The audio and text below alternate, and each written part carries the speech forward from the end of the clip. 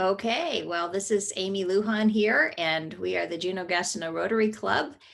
And we're pleased to welcome today two speakers representing the Department of Health and Social Services to talk about the vaccine program, especially here in Alaska, with Dr. David Scordino and Tony Spiroski. So speakers, I'll go ahead and let you take it over. If you want to share a screen, you can do that.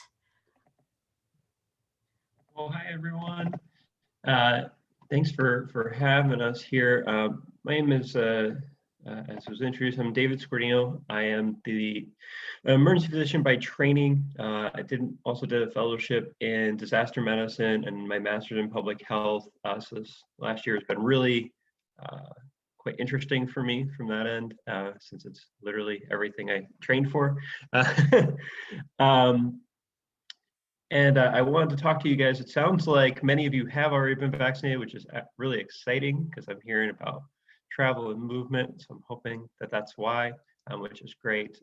So for those of you who aren't vaccinated, or more importantly, to load you up with information so you can help teach others who have been kind of more leery of getting vaccinated.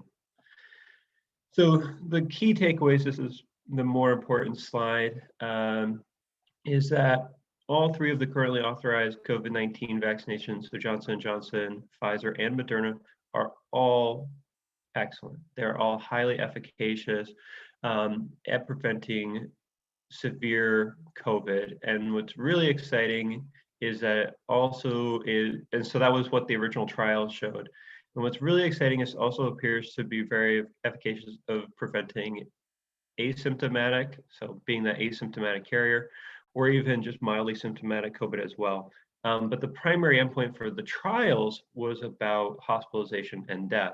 And in the trials, they had no deaths in those who had been vaccinated from COVID-19, which is just awesome. Now, most of you who've gotten your vaccine, many of you probably had a sore arm, maybe a mild headache, low-grade fever, basically felt like you had a cold, or maybe like a cold was coming on, lasting for about a day or two. And that's relatively common. That's your immune response working. Others of you were like myself, nothing, not a single thing. My wife was very jealous. Now, that's the vast majority. There are a few rare occasions where more serious things happen that get a lot of publicity, especially early on, especially since they happened in your town, right, where the anaphylactic reactions. Those are very rare. Right now, we're looking at rates, actually got to change this number downward because it's closer to 2 to 4 per million. And of course, no one in the U.S. has died from said allergic reaction. The good news is allergic reactions are generally really manageable. And so that's one of the reasons why we made some changes to verify that every facility was capable of managing those reactions beforehand. And that was obviously a very cautious step. And then, of course, vaccines are how we treat viruses, right? It's hard to treat a virus with antibiotics because they don't work. And so if you don't want to be perpetually masked and distanced, the way we treat viruses, just like we treat measles and mumps, right, is with vaccinations. And that's why, right, the vaccines create a very powerful additional layer of protection and are truthfully the best tool we have yet in helping this pandemic. Until we kind of get more people vaccinated, obviously there's still value. I'm hoping truthfully there's still value moving forward in hand washing. I really hope that's something that we all keep doing, because God knows that that's helpful for lots of other things besides COVID. But as we know, when we're in mixed company or with unvaccinated individuals, still obviously limiting that exposure is still worthwhile. But as you all know, we are starting to open up a little bit more in terms of mixing with vaccinated and unvaccinated individuals. So that's exciting. The biggest question everyone gets is, well, they can't be safe, right? I mean, this happened way too quickly. And it's It did happen quickly. I will grant you that, but it is still safe. And the reason it's still safe is because there was nothing that was skipped by doing it this quickly. What it was done, it was just done in parallel. And what I mean by that is most of the time it goes in this linear fashion that you see on the screen, right? Preclinical trial, followed by a phase 1, followed by a phase 2, followed by a phase 3. Then they go into manufacturing, then they go into distribution. And what happened for these vaccines is it all mostly happened kind of in parallel. So you're doing your preclinical, moved into phase 1, and then you're right after you got some of your prelim data for phase 1, you went into phase 2. Same thing happened for phase 3. And then as soon as they were starting phase 3, they were frequently starting manufacturing, right? So they were able to distribute the moment there was authorization. And that obviously, as you notice, sped up the process. The other part I will say is the preclinical trial was actually really sped up as well. From the perspective, we had a lot of remnant data from the original SARS outbreak, as well as from MERS. And so we had a lot of data to identify some potential options beforehand. That's one of the reasons preclinical trials went so quickly, because they were kind of almost already done. Oh, perfect. Sorry, I forgot this. I forgot I added this slide. So this is just a good depiction of exactly what I'm saying is how this got to be done so much quicker. And what you see on the screen is phase 4, which is what we're in. We call it our post-marketing data. So after it goes out onto the market and we get real world data. And that's what we're doing, right? We're continuing to check to make sure that this vaccine, just like we would any drug, to make sure it's safe, even after it's been approved, as we get to larger and larger scales. Obviously, rarer side effects can happen in the 110 million vaccinations versus the over 40,000 that were done in trial. And so we're following that through VAERS. I can attest, and a lot of other doctors can attest, you're giving them a lot of data that may or may not be related to your vaccine. So if the person has a episode where they pass out even from the needle, right? Presume this is from they just are scared of needles and they pass out when they get a shot, which we're still recording those. And it's really to create a robust amount of data for them to mine through to verify that we are not missing a potential reaction here. And that's why you'll hear, that there were deaths associated with this, and I use air quotes for that. With the vaccine, you'll see that in some of the more fear-mongering media posts. There's been things that have been temporarily related, right? So somebody gets the vaccine and 3 weeks later they die. At the same time, you have to keep in mind who we were vaccinating to start with, which were some of the most vulnerable individuals. And so temporarily, there's going to be some deaths always associated with any vaccine. And so those have been looked into through the FDA and through the CDC, and none of which have been verified as actually being related to the vaccination itself, obviously.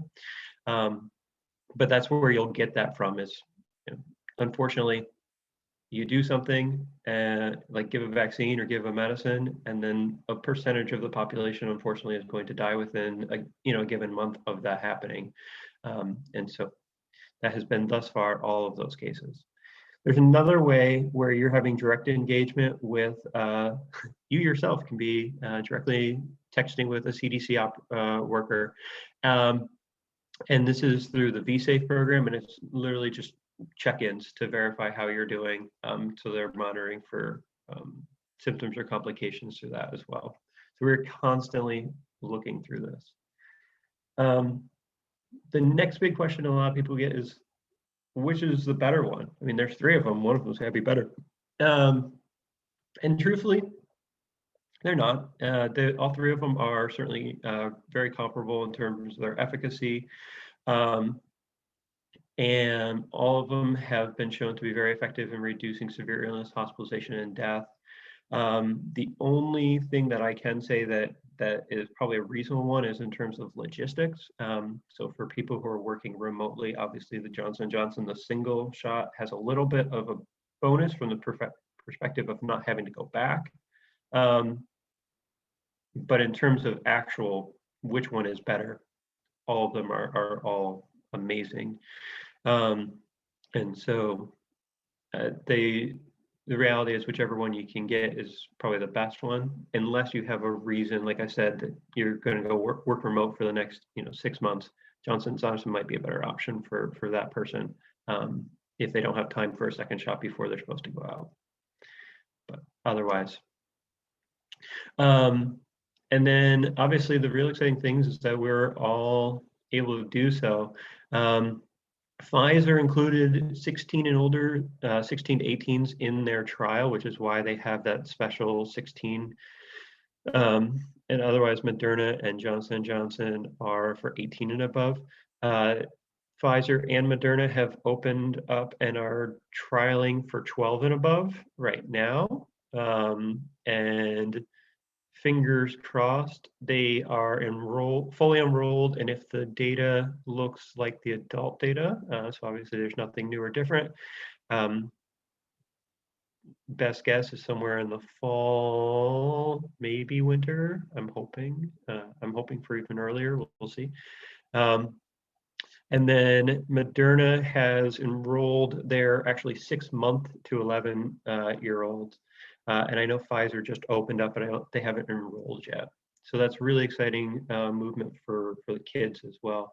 And I'll take this opportunity to answer the question about the kids.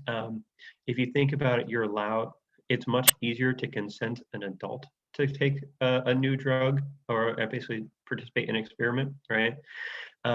It is a very different beast to get children involved. And so we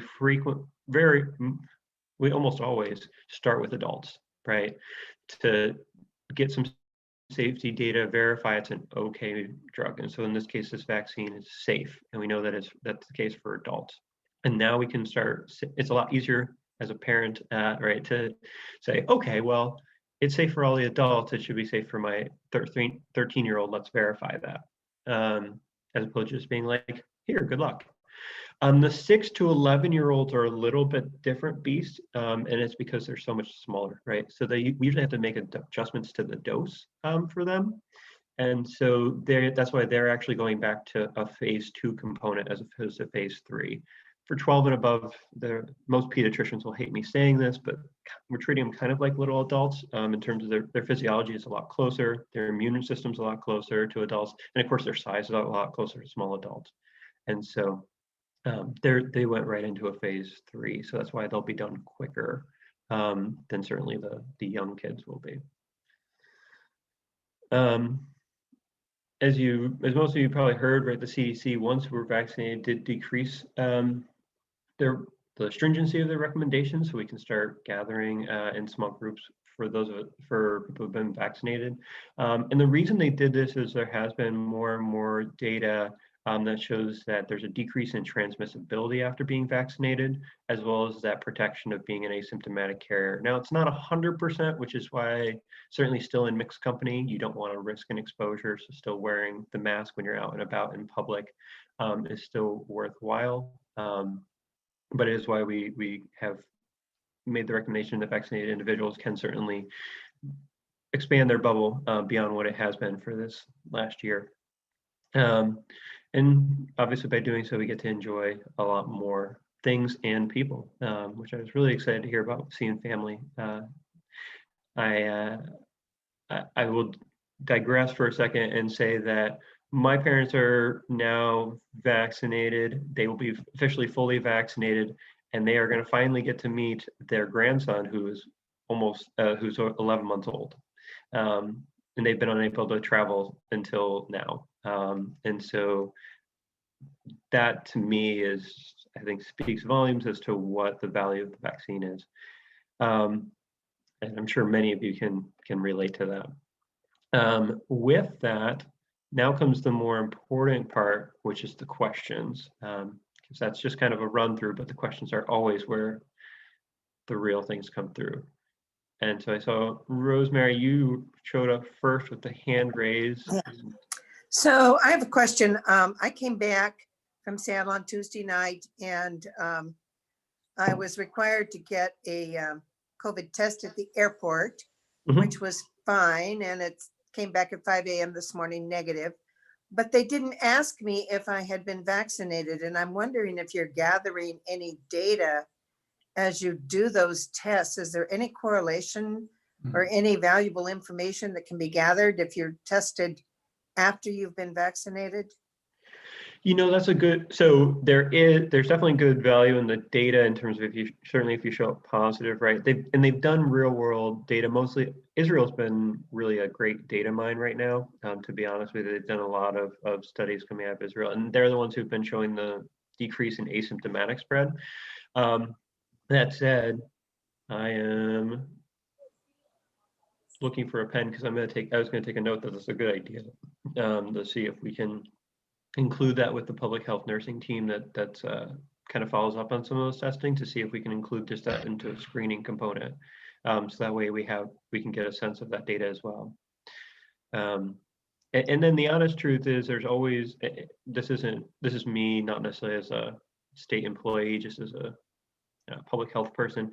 The honest answer is it would be interesting to see if we start decreasing that testing for people with vaccines. So, they're talking about the vaccine passport stuff for that private industries may talk about, and so what that does as well. So it'll be interesting to see what the landscape looks like in a couple months as that potential starts to come around too, and what that may do to testing. And I don't, I obviously don't have a crystal ball as to that, but in the interim, I think your point is very valid, and we certainly should be getting that data if we're not right now. Just as a follow-up, if I could, I filled out the little online app. I forget what's called, Alaska COVID something, or Alaska Safe. And if there was a question added there, that might be an easy way to collect that information. That is perfect. Thank you. I'm like I said, I got a spare Word document that I use for notes, and I'm just perfect. I'm gonna email them when we're done. All right, Amy, I can see your hand. Hey, Dr. Scardino, one of the concerns I've heard from several people is about this mRNA technology, and that maybe is this the first vaccine that has ever used that technology? And if so, that gives people pause. And also the so-called rush process, which you did explain how that worked. I also think that the mRNA had been in development for several decades, so maybe it's not quite as new as we might think. Could you talk about that? Yeah, so it's not as new as we think. It is the first one in terms of vaccines, but they were using it for looking at cancer therapies. So the way mRNA works is this: we make mRNA, right? So what happens is inside of the nucleus, so in the center of the cell, right, we keep our DNA. When you get a signal from outside of that cell or within the cell, and it says we need X protein, okay? Basically, part of the DNA opens up, exposes that segment, and then you create a strip of mRNA or messenger RNA. The DNA retwists, the mRNA leaves the nucleus and goes out into the cell itself, into a place that's called the ribosome. And basically that's the production factory. It makes proteins, okay?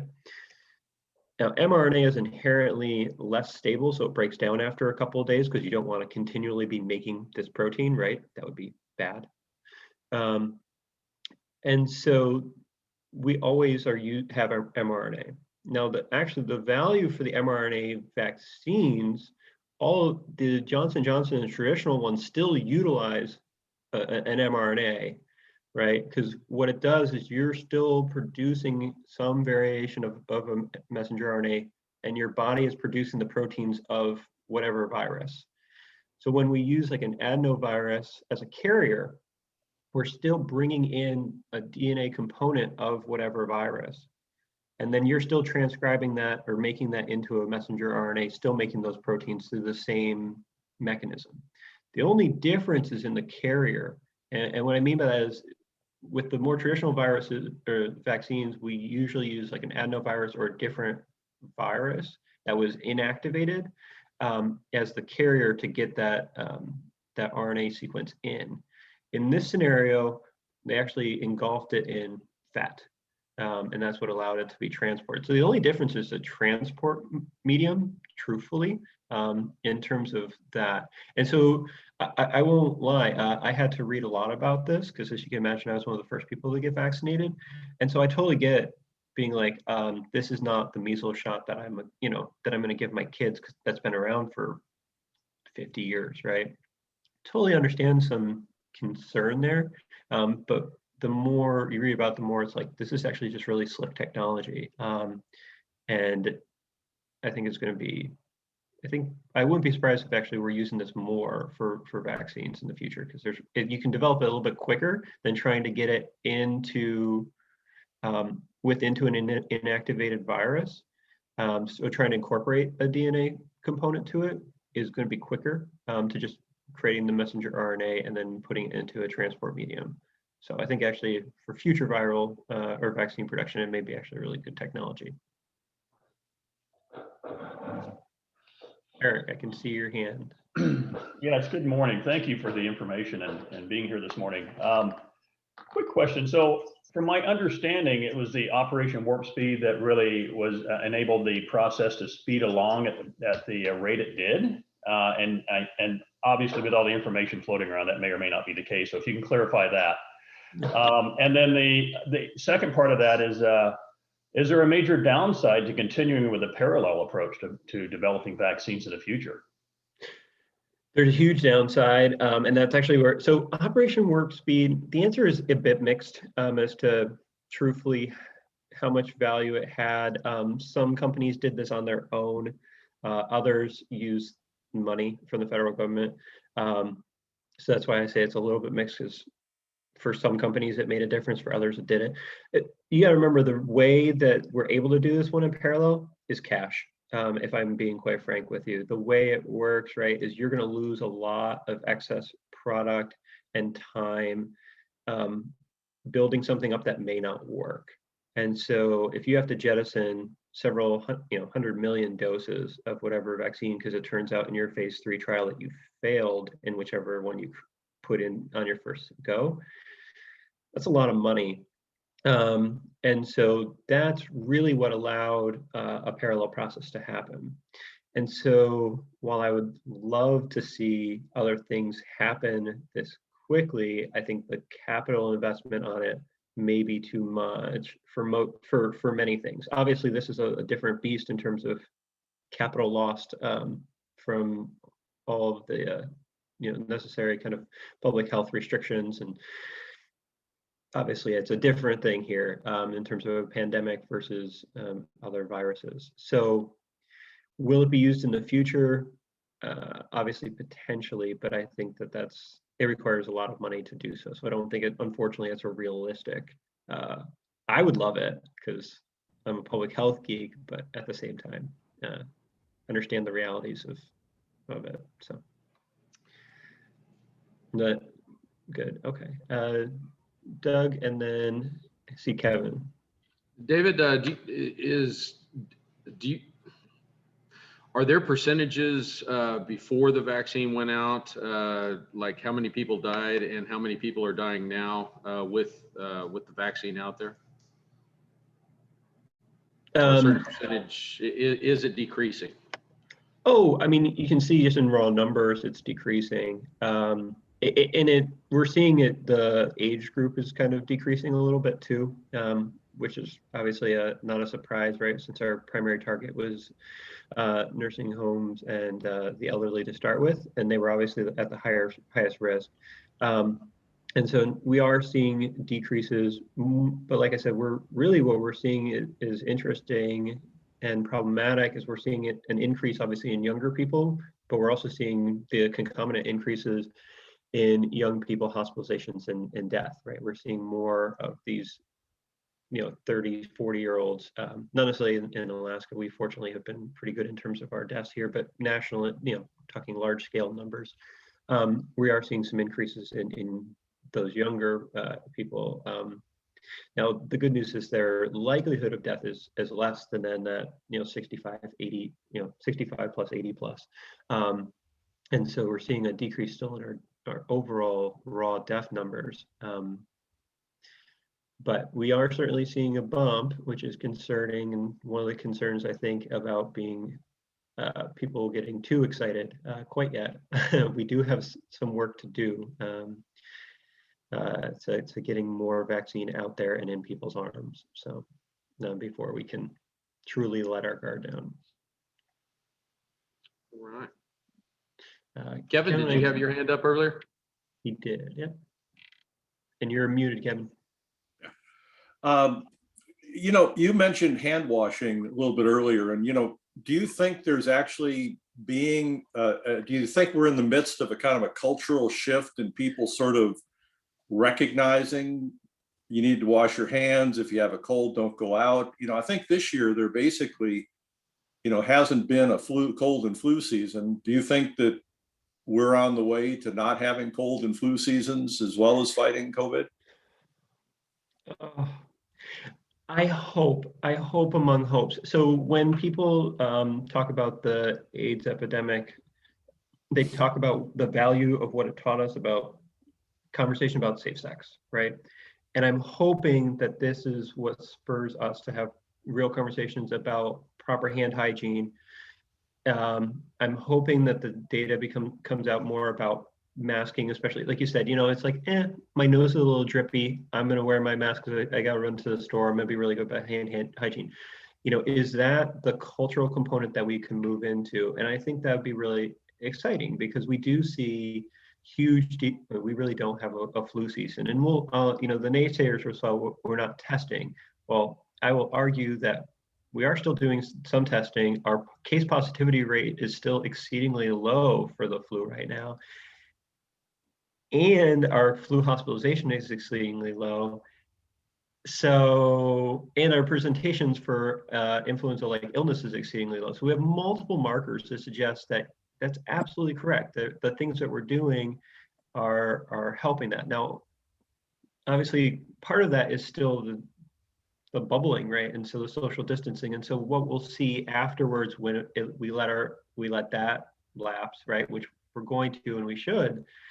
And just going back to hand hygiene and then intermittent masking, and what we do with that, I think probably, like you said, kind of a little mildly symptomatic or I just feel run down today, I'll just be safe.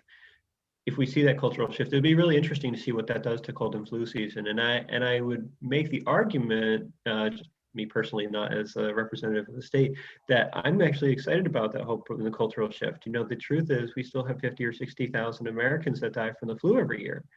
And if there's something we can do that requires minimal effort on our parts and no real economic costs that can reduce that number even 10%, that's exciting. And I hope we do see a shift to that does that. That is yet to be seen, but I have my fingers crossed. John? Yeah, there's been a lot said about herd, a lot written about herd immunity, and you haven't mentioned that at all. And I'm wondering if you have any comments about that, because, for example, in Juneau, I just saw statistics that we're at 46% vaccinated in Juneau. And so I'm wondering what's the latest on herd immunity?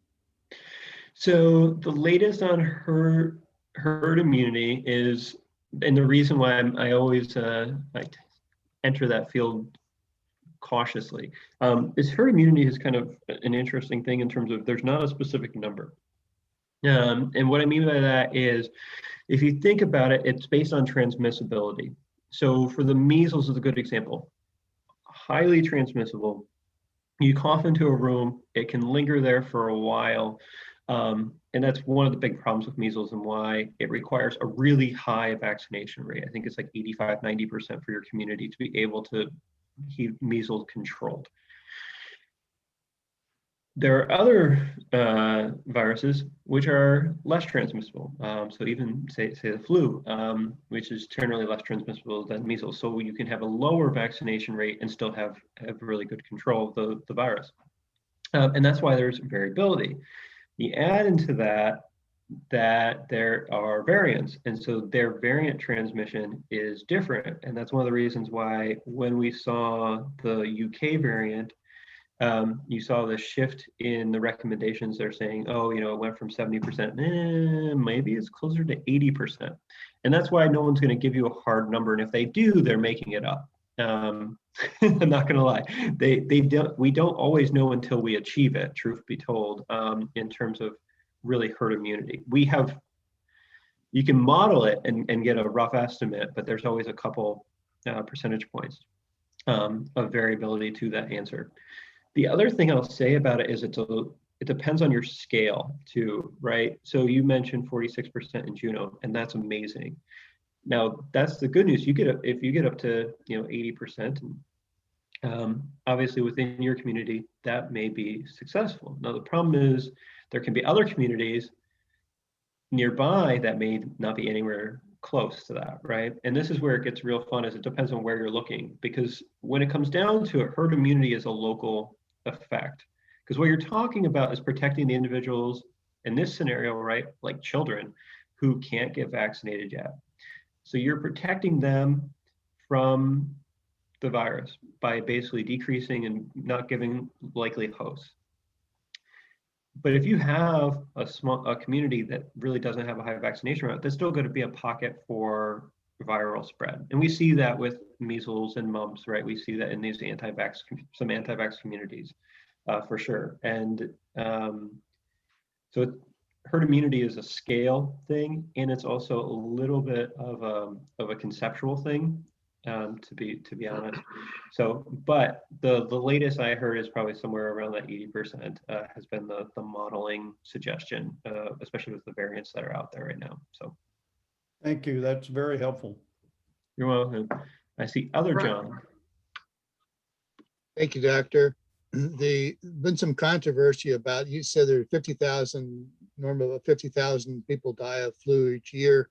Well, apparently the reporting statistics seem to be heavily in favor of putting them in the COVID-19 deaths category rather than what they would normally die from, or what they should have been died from. Can you talk about that controversy?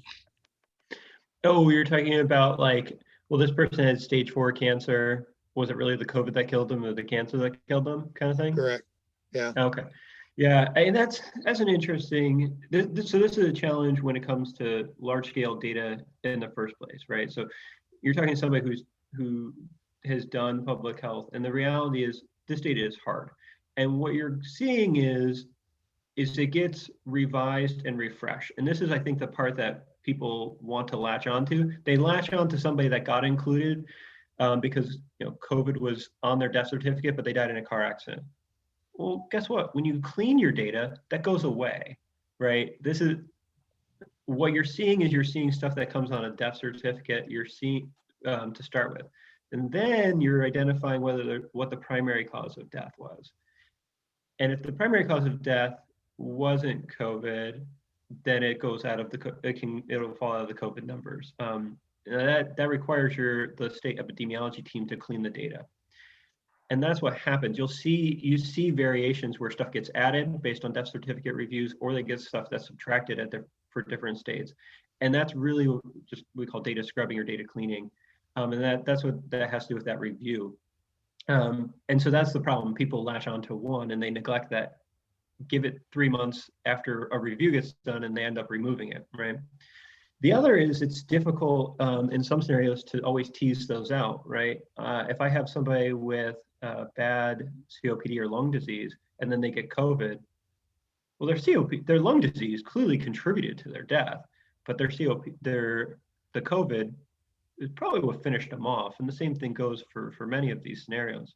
And so it is challenging to always distinguish the difference, right, as to what tipped this person into finalizing their liver failure, finishing off their kidneys, finishing off their lungs in terms of like if they already had damage there. It's almost impossible, truthfully, to say that with 100% confidence in many scenarios.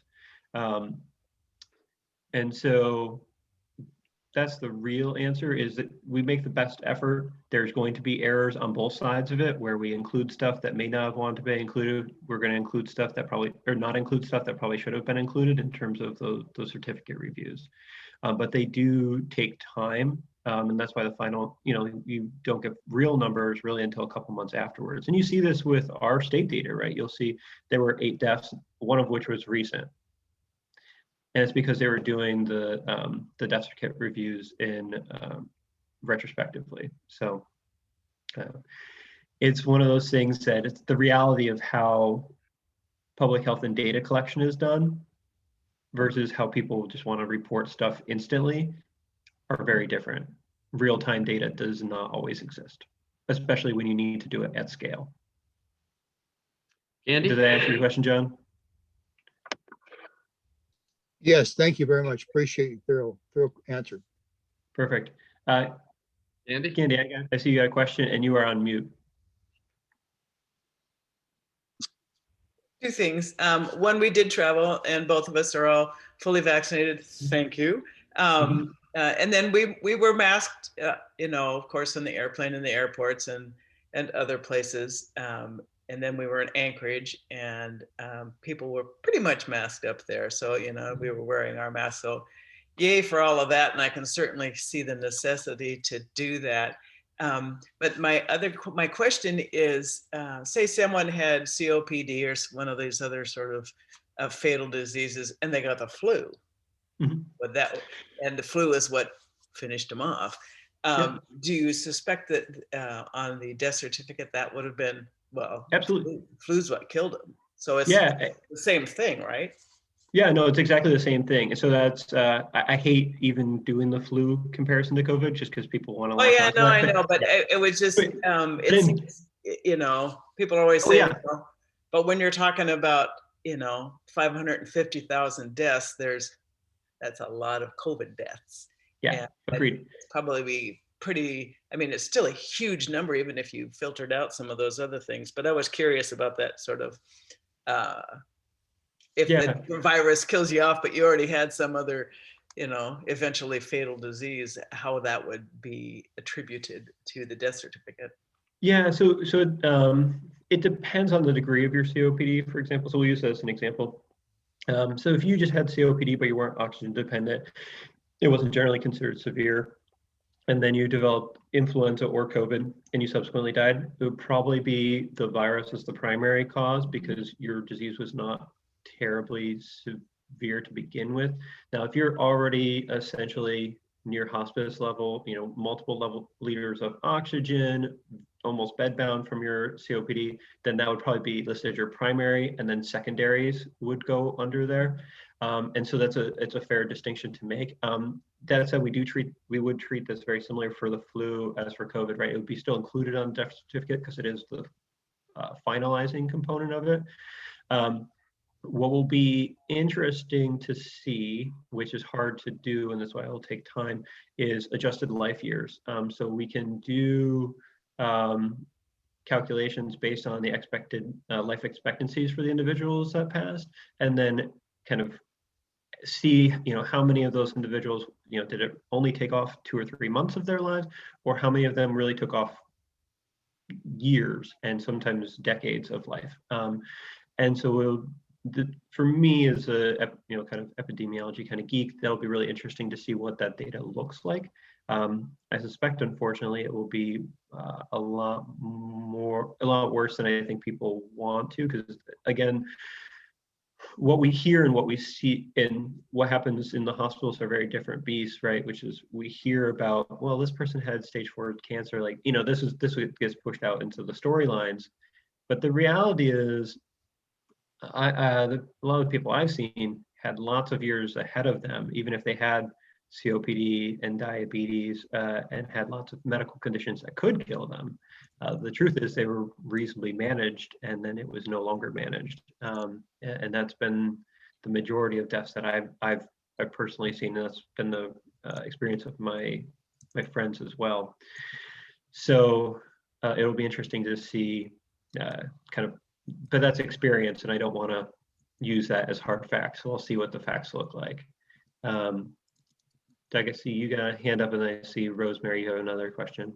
Yeah, so my grandson, he washes his hands so much that, he's getting rashes up and down his arms.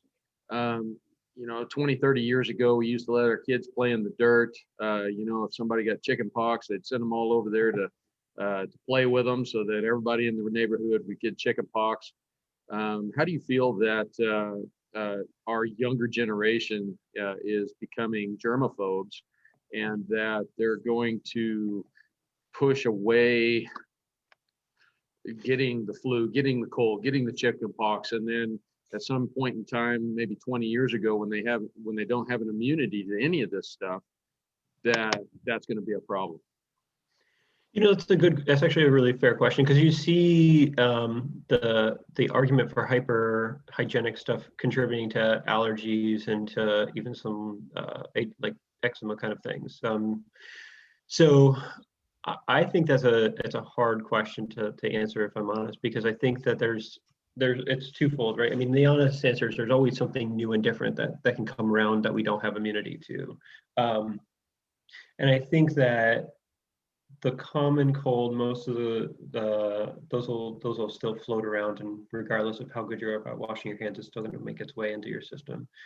And I think that from the normal everyday viruses, I don't suspect that there will be that much compliance to hand washing that we actually would eliminate those, right? It would just reduce hopefully see the frequency at any given time on like a seasonality basis, meaning you won't have big outbreaks of the cold, right? It's just, I got a cold here and there, as opposed to every winter, right? We have big spikes in those cases. I do think that the social stuff is or the psychological effects for kids is a real good question. I have a 2-year-old, so you can imagine, right, very trying to figure out the world. And we were walking down, I'm in Anchorage, so we're walking down the coastal trail, and we hear people coming around, and they come around the corner, and he just runs off to the other side. And so I think that there's a really good question in my mind, just on a personal level, is how I'm going to undo some of that, right? That kind of sense of needing to have distance from individuals, because I don't want him to be afraid of people. I don't want him to feel like he needs to be 6 feet away all the time, right? So I don't have a good answer to that. I do think that there's a balance there. Truthfully, there's a balance there, right? There's good hand hygiene, and then there's just getting dirty. And so I don't think there's a great answer to that. I think it's something that's going to evolve over time. I do think that there's value in, especially if you're going into contact with the general public, about using your hand sanitizer when you're at the you're at the store, right? And you touch the shopping cart, and you're walking around, and then you're like, I gotta itch my face. Quick squirt, rub my hand, scratch the crap out of your face, go back to what you're doing. I think there's value in that. The excess concern for like, I have my dirty hands is a different beast, and how we mitigate that, I think is challenging. I'm not sure there's a good answer to that. And I think it's something we all have to kind of deal with our own kids at the moment, until we have a better answer for how we kind of address that on a larger scale. All right. Hey, David, our time is up here for our club meeting, but if you would stay on a little bit longer, I know there's some other questions that people would like to ask you. So I'm going to go ahead and adjourn, and people that need to go to work, go to work. And the ones that want to stay and ask questions, David, feel free. See you all tomorrow. Go out and be great Rotarians. Thank you all for your time. And I see Mary anxiously trying to get a question in.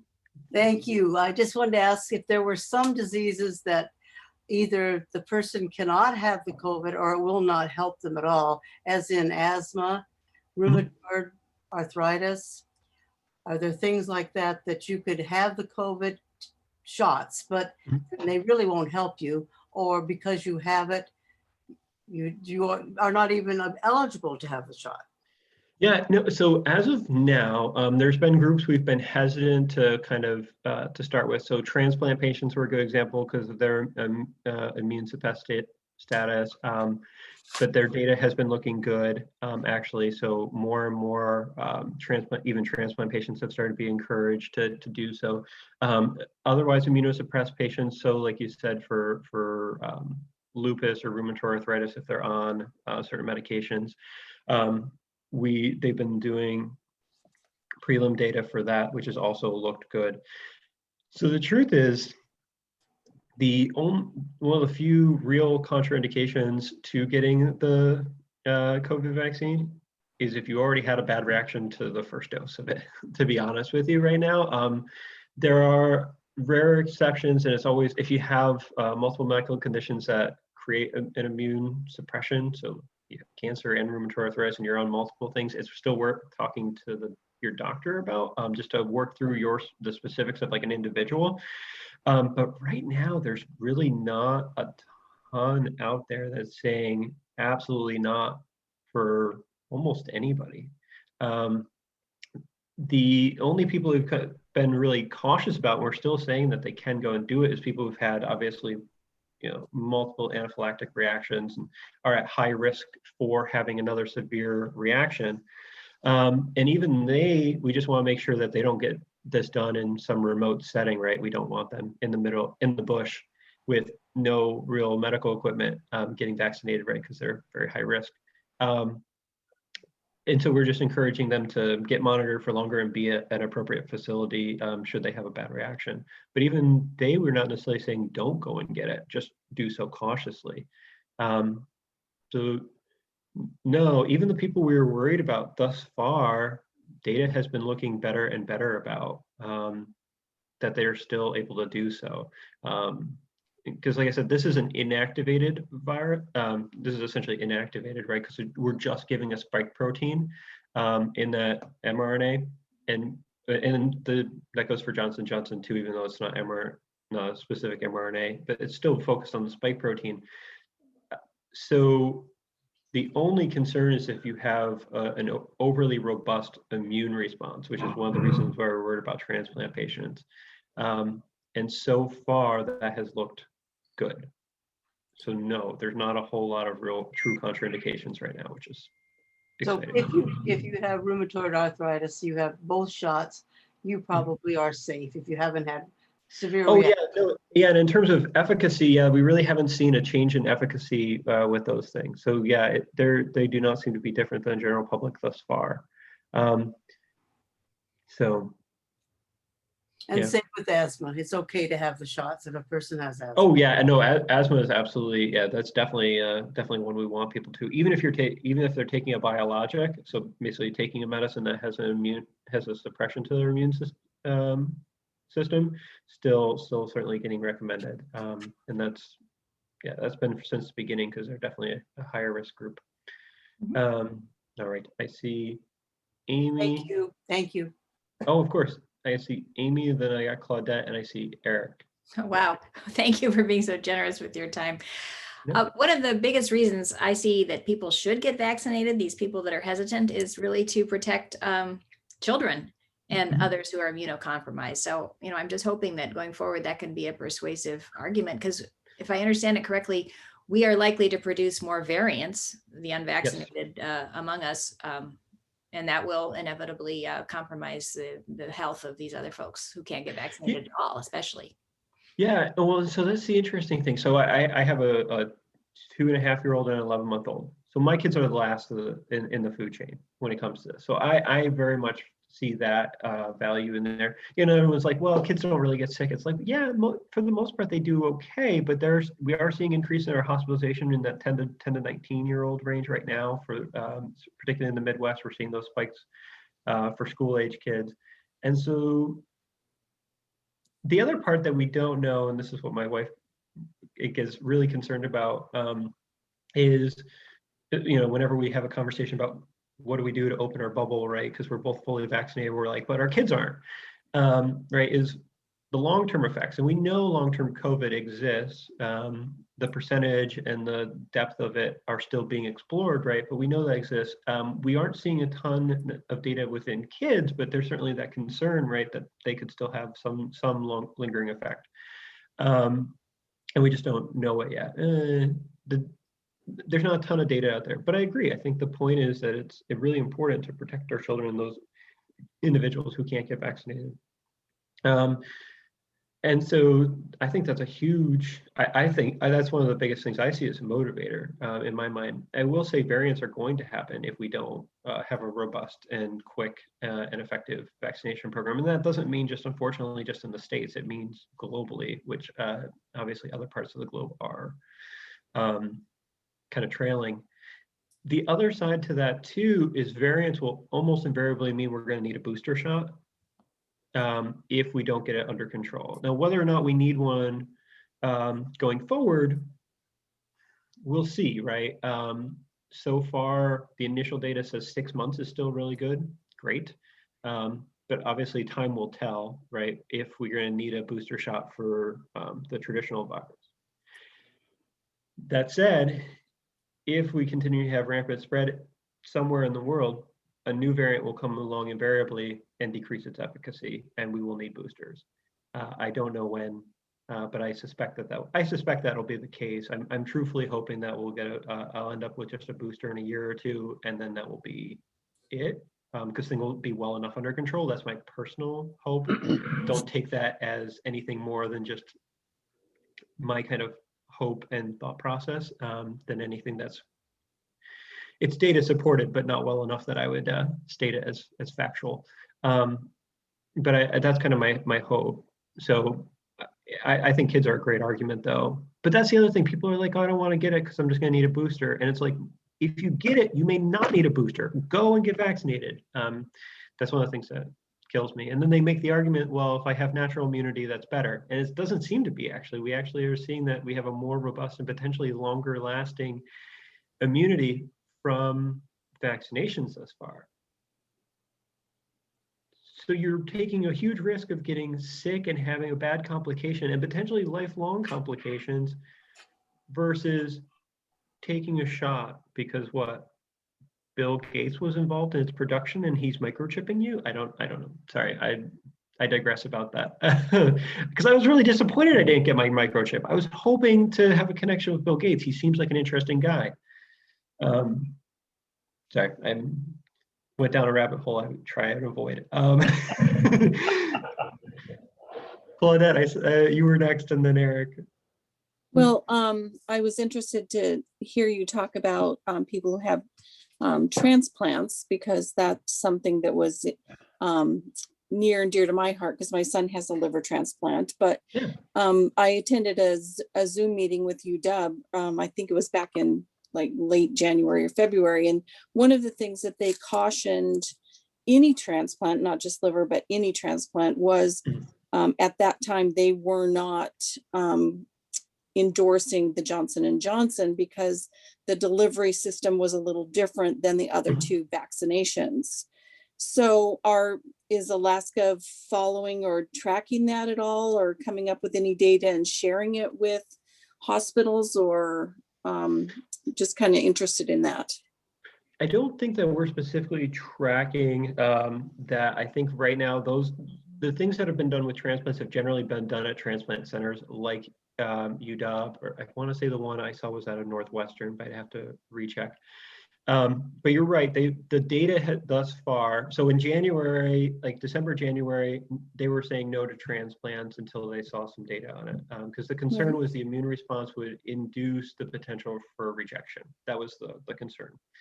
And then they started doing some individuals starting getting the shots, and then they just tracked them and saw. And so those were done on the mRNAs. Johnson & Johnson is too new. I suspect that we'll see what the data looks like, obviously, because I'm sure that they're going to try that as well to see if there's any issues with that. But for solid organs, the data that's available looks good. I think there's still going to be some individual transplant docs that are hesitant. They want to see more. Others will be a little bit more early adoption and may suggest that to their patients. That's why I say it's, if you have some specific disease process or condition like transplant, it's always, truthfully, an organ transplantation person should always just talk to their transplant person because it's so important. But the data is looking good, is what I would say. And so I think that they will likely be doing more and more vaccines in transplant patients right now. But they are definitely one of the groups that obviously needs to proceed with caution. Yeah, sure. yeah. Well, it's interesting because early on, that was farthest from my thought process on, oh, well, we'll get vaccinations. You know, as my kids grew up, we always got vaccinations, right? And just because you had a transplant, nobody had ever talked to us about not. But then they, you know, reached out and communicated with us and said, hey, you know, you need to get approval first. And I was thankful that they reached out. So thank you for bringing it up today. Yeah, oh, my pleasure. All right, Eric, you were next, and I haven't seen other hands yet. So if you have a question, raise your hand so I can put you on my queue. Yes, another quick question. I have my second shot tomorrow, and so looking into it a little bit, but I'm guilty of not really researching it well. But one of the questions that I've been asked is the variants that was Amy mentioned that earlier. Is it effective against the variants? We hear of the African strain, or this one is a lot more aggressive. What is the information on that? So the variants that we know about, you'll see a little bit of variation between them. The answer is they're still efficacious, but the South African variant, it was certainly less efficacious for, but it was still in like the 70 percentile range. So it's still a good vaccine for the South African variant. And that's kind of the lowest one we've seen thus far for the variants in terms of its efficacy for real world data. But we certainly know that there's obviously a risk of a variant that breaks through and it's not particularly efficacious for, but that's not the case thus far. And so that's the good news. It's reduced, which, as I alluded to, right, it changes our herd immunity percentage, right? Because if you have a reduced efficacy of your virus, you need even more people to be vaccinated to reduce the amount of cases out there, so you have less susceptible hosts. So those variants definitely play a role in terms of our response and the need for vaccine speed and for numbers. But so far, should not be something that dissuades us from getting vaccinated. If anything, it should encourage people to get vaccinated right now. Excellent. Yeah, that helps a lot. Thank you. Appreciate it. Of course. Rosemary, I see you have a hand up. And you are muted. Fix that. Okay, so you touched on this a little while ago, but I've been thinking about it. Life expectancy, I think, has changed the percentages and how we look at a lot of these reoccurring illnesses or diseases or plagues or whatever. Have you looked at any of the research on that? I'm just thinking there are more and more and more people in my age cohort, say for instance, and how does that work when you're looking at the overall population? I'm not gonna lie, I'm not sure I fully understand your question. Well, I'm just thinking if it isn't skewing the numbers a little bit. Well, you know, it's interesting. So we've had, generally speaking, a progressive increase in life expectancy, right? Yeah. That was until recently. And so you get into it, I don't think it's necessarily skewing the data necessarily. I think it's showing that we certainly have a vulnerable population. At the same time, that vulnerable population would probably still continue to live on with our the changes we've made in medical care if it wasn't for the virus. So I wouldn't say it skewed anything. I will say it kind of shows something that we already know, which is, you know, in many of the industrialized countries like us in Japan, Japan's a great example, right? We are becoming more age heavy. So we're having younger people and obviously more older people, which has its own problems in terms of healthcare costs. That gets into, you know, a lot of policy stuff.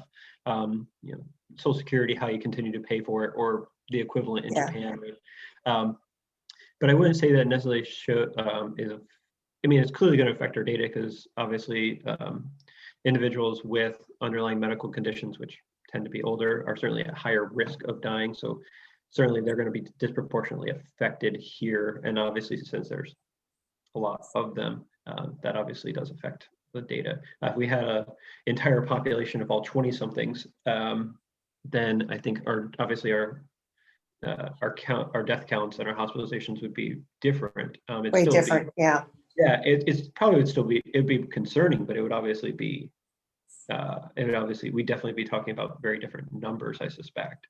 Then again, we also might not have done any of the public health mitigation stuff that we did.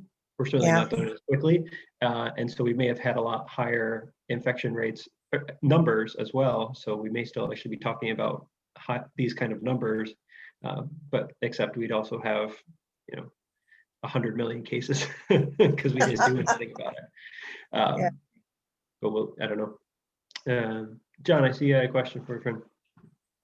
So one other issue that has arisen in the literature quite a bit, is that the whole issue of nursing homes around this country, that it's probably an anachronistic way of dealing with older at-risk individuals.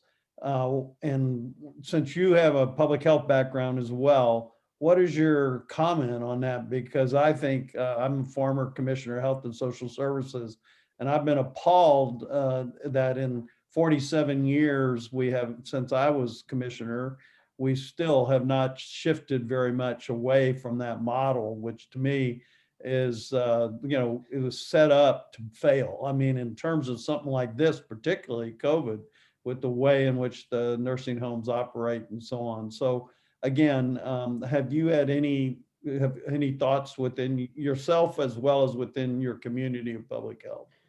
Oh gosh, John, you're opening up the rabbit hole of my brain here. No, I mean this gets into a lot of interesting things when it comes to, I think, where we take this, right? Are we going to learn anything about classroom sizes? Why kids couldn't go back to school? So I'm just going to expand on your thought, right? One of the reasons why we couldn't send kids back to school is because you were cramming 25 of them in a room.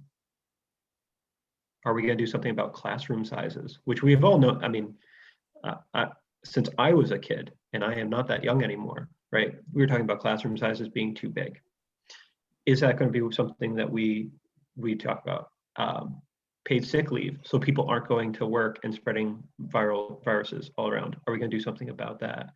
Congregate living settings and the transient workers that go through them, working at 4 or 5 of them are a very good question. I think to that end, if you want to do anything about that structure, unfortunately, you have to talk about how we're going to pay for long-term care, right? Because long-term care is not covered by Medicare and therefore contributes to obviously the need for these larger scale congregate living settings, because they're not making much money to do it. And so they have to maximize their profit. You can get into the terrible nature of corporations and commercialism, and that's a whole different beast. But the reality is it's hard to, from an operational side, you need to also pay your bills. And that unfortunately requires some shared staffing, that requires some of that congregate stuff. So I think that's a good policy question, truthfully, which I think goes beyond COVID and just infection control, right? Just in general, what we want for our loved ones that can no longer be cared for at home. How do we pay for that? And how do we talk about long-term care from that end? I think that's a great discussion. And I'm terrified that many of these things will drop off of our conversation plates as things improve and we return to normal, right? I don't want to return to normal. I want things to be better. I want us to learn something from this personally. And I think that we have an opportunity to do that, but we need to seize it. And I think that nursing homes are a great example that every one of us has known for a long time have issues. And I think that they can be done better. And I think we can be more respectful for our elder members of our society by doing so. And make them safer places, truth be told. But the honest answer is it requires capital and a funding mechanism. And that is, as you know, I did not know your prior position. You know very well then that is a hard sell. But we will see where people can take us. But do you see, can I just follow up, but do you see that the public health end of it on the data stuff?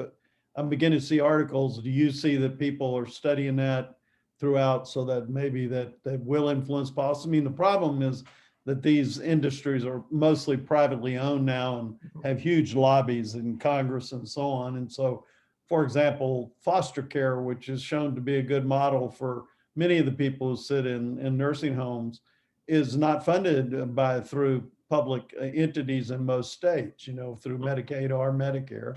Medicare doesn't fund it, and Medicaid doesn't either in most states. So again, is it being? You think this will get a push for some alternative models? And it seemed like the Biden administration came out with a possibility of shifting some of the dollars, Medicaid dollars, into that, if I remember right, early on. Yeah, they were talking about it, and I'm hoping they do it. I think the sad truth is they're going to require probably more than just a shift in Medicaid dollars. If I'm honest, it's going to okay, now I am definitely not speaking as a state employee now, so take that very, very clear. Personally, I think it's going to require a shift for Medicare because most of the, right, kind of like we did with dialysis patients. In that they were automatically enrolled in Medicare. I think it's going to require another component of Medicare, like a Plan E, right, for extended care.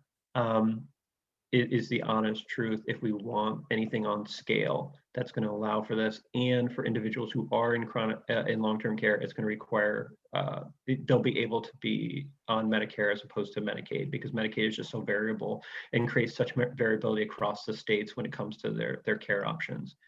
I think that's one of the better solutions for it, to be honest with you. But again, where's the money going to come from for Medicare? And that's one of the problems, because if they tried to do it off of what we have now, then you're going to run into a lot of other problems, because they're going to have to cut reimbursements somewhere, which will of course put some of the hospital, it'll end up decreasing hospital reimbursement. And so some of the critical access hospitals, which are dependent on Medicare and Medicaid dollars, will be more at risk because they're already struggling. So, you could do it as a Social Security model kind of thing, where you're creating a bankroll for it, but I don't personally think that's the best strategy. As a personal thing, I just don't think that works well for healthcare. But it'd be a different option. But I am excited to see that conversation is going. I just hope it, like I said, I really just hope it doesn't lose momentum, right? Because there is definitely problems that this is very clearly exposed, and we need to be better. And I don't mean for the next pandemic, because hopefully that's 100 years down the road, right? Fingers crossed. But because we know we should be. We shouldn't have the problems that we're exposed today. We can do better than that. So thank you, John. I appreciate it. Although now I'm sad again. I was really happy with my presentation. Now I'm sad again about Excellent presentation. Excellent. Dr. Scardino, I just want to cut in and say you've been very generous with your time, and there's still people hanging on this call because it's very interesting, but feel free to cut us off because we know you probably have I was just going to say, I actually do have to cut you off because I have to go to work. So I have time for I will do one last question, then I got to go leave and go to work. So does anyone have one? Oh, actually, can I actually just answer a question that no one has answered yet, which I usually do, which is childbearing age women. This is a real frequently discussed question, right, or group. So first off, there was some discussion about fertility. I remember that there was some discussion about, well, the protein was similar to an area within, there's zero data that fertility in males or females is affected by vaccinations. In fact, getting COVID actually increases, if you have COVID while pregnant, it increases your likelihood of a spontaneous miscarriage, probably by clotting in the placenta. So the answer is, if you're not yet pregnant, go and get vaccinated. The next group I always like to say is breastfeeding females. So as I said, I have an 11-month-old. My wife went and got vaccinated. And the reason is because there's mechanistically zero reason why that should be harmful to our child. It should really only provide a benefit, meaning that she produces antibodies, which then get passed down to her breast milk. And that's been proven now in data and data sets that we are seeing antibodies in the breast milk that is going to said children, which is helpful for their protection. And so lactating or breastfeeding females should also probably get vaccinated. The next one is pregnant women. We always exclude them in those initial trials for kind of the same reason as children, right? You have an unborn child in you. The data thus far says it is safe. The data thus far says that we've actually seen antibodies in the babies as well when they're born, which is awesome. However, we clearly don't have any long-term data, right? Because we only have we have a 3-month-old, right? That has essentially been vaccinated, and we just don't know enough yet. I will make the argument of this, which is pregnancy has a higher rate of severe COVID, which is obviously a bad thing. And if you get severe COVID, that certainly could affect the health of the unborn baby, right? And ultimately, there's no good reason why it should be detrimental. The data is looking good. ACOG, which is the American College of Obstetrician and Gynecologists, made a consensus statement that they recommended unless for pregnant women to get vaccinated because of that risk. That said, that's the only group where I'm like, if you don't want to, I get it, but I would tell them that the day after delivery, they should go and get vaccinated, is the honest truth. I have my sister-in-law is pregnant right now. She got vaccinated, and the reason is because of the data looks really good, and I think that it's a very reasonable thing to do. But there's a reason we haven't made that as an official recommendation, and it's because the data is there's not enough data that we're going to say definitively FDA is going to approve that quite yet. I suspect they ultimately will end up doing that, truth be told, just from what we are seeing thus far, but we just don't have it. And pregnant women are always a different beast when you're talking about healthcare stuff. So I always want to throw that in there since you guys weren't giving me a question to bite at. That's one I meant to answer earlier and I didn't.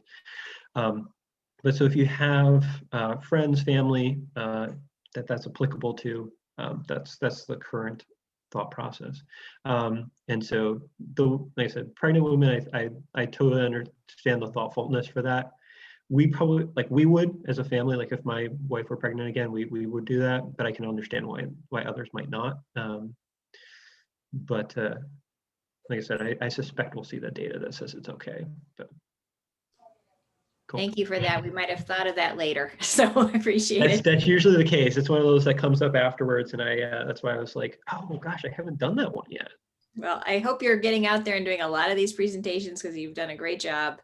And I think we'll be able to pass this info along and share it with a lot of people in our lives. So thank you again. But, yeah, no, I mean, I think that's the way forward now is sharing your story, sharing your why. And I think that's what's going to get those last people. Because I think, if I'm honest, it's okay to be thoughtful about this, right? It's new, it's different.